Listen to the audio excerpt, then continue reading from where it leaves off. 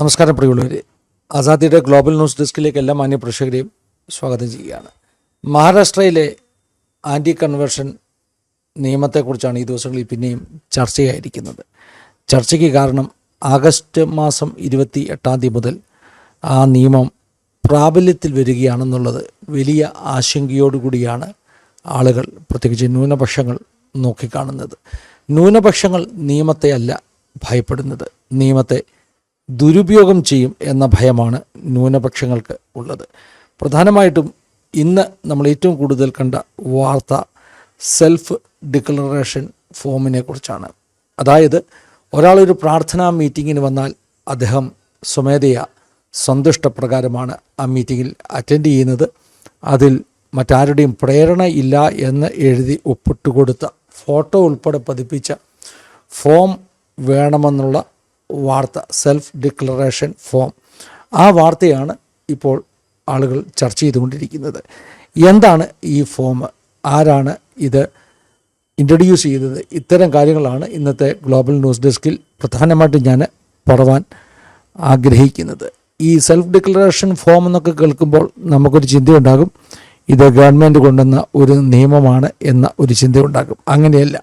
മഹാരാഷ്ട്രയിലെ anti conversion നിയമത്തിൻ്റെ ഭാഗമായിട്ടുള്ള ഒരു ഫോമല്ല ഇത്, മറിച്ച് ഇത് മഹാരാഷ്ട്രയിലെ ക്രിസ്തീയ സംഘടനകൾ എടുത്ത ഒരു തീരുമാനമാണ്. നിയമം ദുരുപയോഗം ചെയ്യപ്പെടുമെന്നുള്ള ഭയമുള്ളതുകൊണ്ട് അങ്ങനെ ദുരുപയോഗം ചെയ്യപ്പെടാതിരിക്കാൻ എടുക്കുന്ന ഒരു മുൻകരുതലാണ് ഈ സെൽഫ് ഡിക്ലറേഷൻ ഫോം. എന്തുകൊണ്ടാണ് ഇങ്ങനൊരു തീരുമാനം മഹാരാഷ്ട്രയിലെ പ്രമുഖ ക്രൈസ്തവ സംഘടനകൾ എടുക്കുവാനുള്ള കാരണം? ഞാൻ പറഞ്ഞല്ലോ, നിയമത്തെ അല്ല ഭയപ്പെടുന്നത്, നിയമത്തിൻ്റെ ദുരുപയോഗത്തെയാണ്. ഇത്തരം നിയമങ്ങൾ പലപ്പോഴും ആളുകളെ ഹറാസ് ചെയ്യാനുള്ള കരി നിയമങ്ങളായി മാറുവാനുള്ള സാധ്യത കൂടുതലാണ്. ഉദാഹരണം പറഞ്ഞാൽ, ഒരു വ്യക്തി നമ്മുടെ ഏതെങ്കിലും ഒരു പ്രാർത്ഥനാ കൂട്ടായ്മയിൽ വന്ന് അറ്റൻഡ് ചെയ്യുന്നു. കുറേ കഴിയുമ്പോൾ അദ്ദേഹം പറയുന്നു, എനിക്ക് ഇവർ പൈസ തന്നു, കൺവേർട്ട് ചെയ്യാൻ ശ്രമിച്ചു, എന്നെ പ്രലോഭിപ്പിച്ച് മതം മാറ്റുവാനാണ് ഇവർ ശ്രമിച്ചത് എന്ന് വാദിക്കുകയും അദ്ദേഹം അങ്ങനെ ഒരു കേസ് കൊടുക്കുകയും ചെയ്താൽ FIR ഇട്ട് ഈ ചർച്ചുമായിട്ടുള്ള ബന്ധത്തിലുള്ള ആളുകൾക്കെതിരെ കേസെടുക്കുന്ന ഒരു സാധ്യത ഉള്ളതുകൊണ്ട് അതിനെയാണ് ശരിക്കും ഈ പറഞ്ഞ ക്രിസ്ത്യൻ സംഘടനകൾ ഭയപ്പെടുന്നത്. ഇന്ന് തന്നെ ഒരു വാർത്ത ഞാൻ കാണുവാനിടയായി തീർന്നു. മഹാരാഷ്ട്രയിലെ പാൽഗഡ് ജില്ലയിൽ 22 സ്ത്രീകൾക്കെതിരെ കേസെടുത്തിരിക്കുന്നു. 18 വയസ്സുള്ള ഒരു പെൺകുട്ടി കൊടുത്ത പരാതി, അവർ കൊടുത്ത പരാതി നിർബന്ധിച്ച് മതം മാറ്റുവാൻ ഈ സ്ത്രീകൾ ശ്രമിച്ചു എന്ന പരാതി. അപ്പോൾ ഇങ്ങനെയുള്ള പല കേസുകളും കെട്ടിച്ചമച്ച കേസുകളായിരിക്കും. അങ്ങനെയുള്ള മതമാറ്റ ശ്രമങ്ങൾ ഒന്നും എങ്ങും നടക്കുന്നില്ല. പ്രത്യേകിച്ചും പണം കൊടുത്തുള്ള മതം മാറ്റം എന്നൊക്കെയുള്ളത് ഒരു വെറുതെ ഊഹിച്ചുണ്ടാക്കുന്ന, അല്ലെങ്കിൽ പ്രൊപ്പഗണ്ടയുടെ ഭാഗമായിട്ടുണ്ടാക്കുന്ന ഒരു കഥ മാത്രമാണ്. നമുക്കറിയാമല്ലോ, നമ്മുടെ ചർച്ചസും നമ്മുടെ പാസ്റ്റേഴ്സുമൊക്കെ എത്ര കഷ്ടകരമാകുന്ന അവസ്ഥയിലൂടെയാണ് സാമ്പത്തികമായിട്ട് പല ദൈവദാസന്മാരും വളരെയധികം സങ്കടകരമായ അവസ്ഥയിലൂടെയാണ് കടന്നു പോകുന്നത്.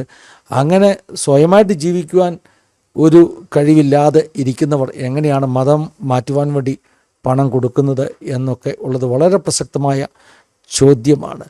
വിദേശ ഫണ്ട് വഴി കൺവേർഷൻ നടത്തുന്നു എന്നുള്ളതൊക്കെയാണ് വാദഗതികൾ. പക്ഷേ ഗവൺമെൻറ് അറിയാതെ ഒരു നയാ പൈസ പോലും വിദേശ ഫണ്ടൊന്നും ഇന്ത്യയിൽ വരാൻ പറ്റുകയില്ലെന്ന് ബുദ്ധിയുള്ള എല്ലാവർക്കും അറിയാം. ഇതൊക്കെ ഒരു പ്രൊപ്പഗണ്ടയുടെ ഭാഗമായി പ്രചരിപ്പിക്കപ്പെടുന്ന വാർത്തകൾ മാത്രമാണെന്നുള്ളത് പ്രചരിപ്പിക്കുന്നവർക്കും എല്ലാവർക്കും അറിയാം. പക്ഷേ ഇത്തരം നിയമങ്ങൾ പ്രാബല്യത്തിൽ വന്നു കഴിയുമ്പോൾ ഇങ്ങനെയുള്ള ഹറാസ്മെൻറ്റിന് കാരണമായി തീരുന്ന കേസുകൾ ഉണ്ടാകാനുള്ള സാധ്യത ഉണ്ടെന്നുള്ളത് ക്രിസ്തീയ സഭകൾ, സംഘടനകൾ ഭയപ്പെടുന്നു. ആരെങ്കിലും നമ്മുടെ ചർച്ചയിൽ കയറി വന്നിരുന്ന് കുറച്ച് കഴിയുമ്പോൾ കൺവേർട്ട് ചെയ്യാൻ നമ്മൾ നിർബന്ധിച്ചു എന്നൊരു കേസ് കൊടുക്കാൻ സാധ്യതയുള്ളത് കൊണ്ട് ക്രിസ്തീയ സഭകൾ എടുക്കുന്ന ഒരു മുൻകരുതലാണ് ഈ സെൽഫ് ഡിക്ലറേഷൻ ഫോമെന്ന് പറയുന്നത്. മുൻപിൽ അങ്ങനെയുള്ള സംഭവങ്ങൾ ഉണ്ടാകാമെന്ന് ആൻറ്റിസിപ്പേറ്റ് ചെയ്തുകൊണ്ടെടുക്കുന്ന ചില നടപടികളാണ്, അവരുടെ സേഫ്റ്റിക്ക് വേണ്ടി എടുക്കുന്ന ചില നടപടികളാണ്. ഇങ്ങനെ ഒരു ഫോം ഫില്ല് ചെയ്ത് കൊടുത്തു എന്ന് തന്നെ നിങ്ങൾ വിചാരിക്കുക. അതുകൊണ്ട് കാര്യങ്ങൾ സുഗമമായി തീരുമെന്നൊന്നും നമുക്ക് പ്രതീക്ഷ വെക്കേണ്ടതില്ല. കാരണം ഈ ഫോം ഒപ്പിട്ട് കഴിഞ്ഞിട്ടാണെങ്കിലും വേണമെങ്കിൽ ഈ ആളുകൾക്ക്, അതായത് അങ്ങനെ എന്തെങ്കിലും പർപ്പസ്ഫുള്ളി നമ്മളെ കുടുക്കുവാൻ വന്നിരിക്കുന്ന ആളിനാണെങ്കിൽ പറയാൻ കഴിയും, ഇവരെന്നെ ഭയപ്പെടുത്തി ഭീഷണിപ്പെടുത്തി ഫോമിൽ ഒപ്പിടിച്ചതാണെന്നൊക്കെ പറയാൻ കഴിയും. അതുകൊണ്ട് ഈ ഫോം ഒപ്പിട്ടത് കൊണ്ടൊന്നും കാര്യങ്ങൾ സുഖകരമായി തീരണമെന്ന് ഒന്നും ഇല്ല എന്നുള്ളതാണ് സത്യം. പക്ഷേ ഒരു പ്രിക്കോഷൻ, ഒരു മുൻകരുതൽ നടപടി എന്ന നിലയിൽ ഇത്തരം ചില കാര്യങ്ങൾക്ക് മഹാരാഷ്ട്രയിലെ ചർച്ചസ് ആരംഭം കുറിച്ചിരിക്കുകയാണ്. ഇതോടൊപ്പം ചേർത്ത് പറയേണ്ട ഒരു കാര്യമാണ്, ഇങ്ങനെയൊരു ഫോം നമ്മൾ ചർച്ചുകളിൽ ഇൻട്രൊഡ്യൂസ് ചെയ്യുമ്പോൾ ഉണ്ടാകുന്ന മറ്റൊരു അസുഖകരമാകുന്ന ഒരു അനുഭവം, ചർച്ചിലൊക്കെ വന്ന് 10, 30, 40 വർഷമായ വിശ്വാസികളായിട്ടുള്ള ആളുകളുടെ കയ്യിൽ നമ്മളൊരു ഫോം കൊണ്ട് കൊടുക്കുക, നിങ്ങൾ സന്തോഷത്തോടെ സ്വമേധയാ മറ്റുള്ളവരുടെ പ്രലോഭനമില്ലാതെയാണ് ഇവിടെ വരുന്നതെന്ന് എഴുതി ഒപ്പിട്ട് തരണമെന്ന് പറയുമ്പോൾ നമുക്കുണ്ടാകുന്നൊരു വേദനയുണ്ട്. കാരണം നമ്മുടെ കൂടെ ഇത്രയും വർഷങ്ങൾ ആരാധനയിൽ പങ്കെടുക്കുന്ന നമ്മുടെ സഹോദരിമാർ അവരോടാണ് നമ്മളിത് ആവശ്യപ്പെടുവാൻ പോകുന്നത്. പല ആളുകളും തലമുറയായി വിശ്വാസികളാണ്. ഉദാഹരണം പറഞ്ഞാൽ ഈ നോർത്ത് ഇന്ത്യയിലൊക്കെ സർനെയിം ഉള്ളതുകൊണ്ട് 2, 3 തലമുറ മുൻപ് വിശ്വാസത്തിലെത്തിയ കുടുംബങ്ങളിലെ കുഞ്ഞുങ്ങൾക്ക് ഇന്നും ആ പഴയ സർനെയിമൊക്കെയാണ് ഉള്ളത്. അങ്ങനെ പഴയ സർനെയിമുള്ള ആളുകൾ അവരുടെ സർനെയിം നോക്കിയിട്ട് ഈ പറഞ്ഞ നിയമം ഒക്കെ നടപ്പിലാക്കുവാൻ അല്ലെങ്കിൽ നിയമത്തെ മുതലെടുക്കുവാൻ ശ്രമിക്കുന്നവർ ഇന്ന സർനെയിം ഉള്ളവരാണ് ഈ ചർച്ചിൽ വരുന്നതെന്നൊക്കെ വാദിക്കും. അങ്ങനെ വരുമ്പോൾ 2, 3 തലമുറ മുമ്പ് ക്രിസ്തീയ വിശ്വാസം സ്വീകരിച്ചവരുടെ സർനെയിം മാത്രം നോക്കി അവരെ അങ്ങനെ ഈ ഒരു പ്രത്യേക വിശ്വാസത്തിൻ്റെ ആളുകളാണെന്ന് ശാപകുത്തുമ്പോൾ അവരുടെ കയ്യിൽ നിന്ന് നമ്മളൊരു ഫോമൊക്കെ പൂരിപ്പിച്ച് എഴുതി വാങ്ങിക്കുന്നതിലെ ഒരു മാനസിക സങ്കടമുണ്ട്. അത് എഴുതി വാങ്ങിക്കുന്ന പാസ്റ്റേഴ്സിനും എഴുതി കൊടുക്കുന്ന വിശ്വാസികൾക്കും സങ്കടമുണ്ടാകും. കാരണം അവരുടെ ജീവിതത്തിൽ അവർ ജനിച്ചു വളർന്ന നാട്ടിൽ, അവർ ജനിച്ചു വളർന്ന വിശ്വാസത്തിൽ അവർക്ക് സ്വാതന്ത്ര്യത്തോടുകൂടെ സ്വാതന്ത്ര്യത്തിൻ്റെ ശുദ്ധവായു ശ്വസിച്ച് ജീവിക്കുവാൻ കഴിയുന്നില്ലല്ലോ എന്ന് പറയുന്ന സങ്കടം.